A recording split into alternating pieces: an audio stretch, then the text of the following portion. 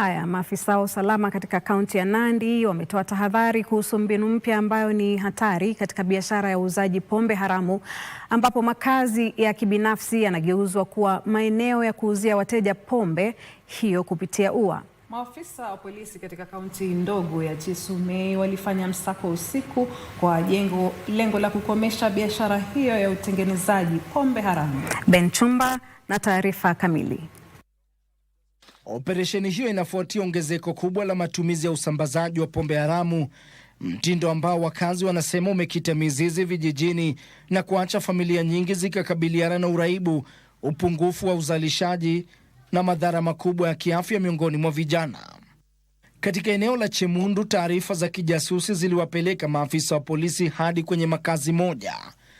Kutoka nje, makazi yalionekana ya kawaida, ila ndani maafisa wa polisi wanasema ni sehemu ya mtandao wa usambazaji na uuzaji wa pombe haramu kwa wateja kupitia kwenye ua ili kuepuka kugunduliwa.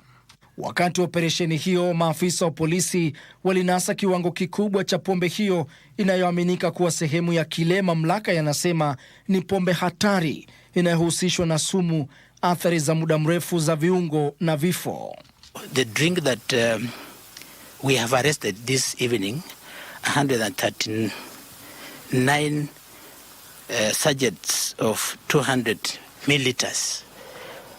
We actually were able to jump over the fence to get into the compound, because when they realized that police officers were around this residence, they didn't open the door, and therefore we had to make our way through by jumping over the fence. Polisi wanasema operesheni hiyo ni mwanzo wa kampeni inayolenga kukabiliana na watengenezaji wa pombe hiyo ambao wamekuwa wakibadilisha mbinu zao kuepuka kukamatwa. But moving forward, I want to give a warning to all those families that are involved.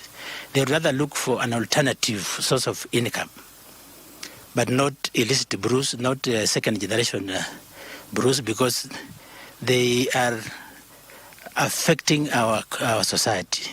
Kulingana na kamanda wa polisi wa kaunti hiyo, misako mingine kama hiyo itaendelezwa kwenye kaunti ndogo 6 za kaunti hiyo katika juhudi za kukabiliana na mtandao wa utengenezaji wa pombe hiyo kuanzia kwa uuzaji na usambazaji.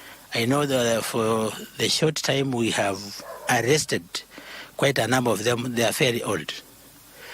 But the law does not give way to the age, just because a lady of maybe 70 years, 65 years, he has been found in possession of changa or kangara. We'll still take them to court. Mashirika ya usalama yanasema ushirikiano wa umma ni nguzo muhimu na kutoa wito kwa wakazi kutoa taarifa kwa wakati, huku kaunti ikiongeza juhudi za uangalizi na utekelezaji wa sheria. Ben Chumba, Dira ya Magwiji.